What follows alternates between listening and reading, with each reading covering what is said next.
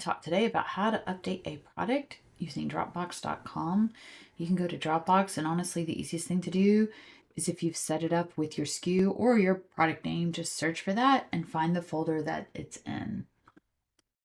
So for this particular client, we have all of her folders organized by SKU. And if I go into the SKU that we're specifically looking at, and this is the folder we have linked to, and these are her previews.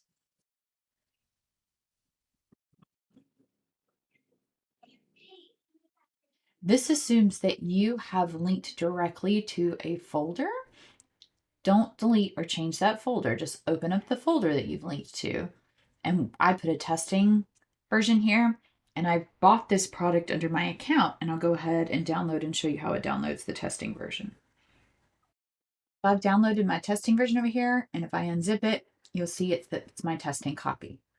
Now what I'm going to do is go in, and I'm still within this folder, and I can delete or add anything I want in this folder. So I'm going to go ahead and delete that, and let's add her real PDF. And now what'll happen is when a customer comes to their account, I've done nothing on my website. It's already just sitting there and ready to go. So I'm just reloading the My Account page.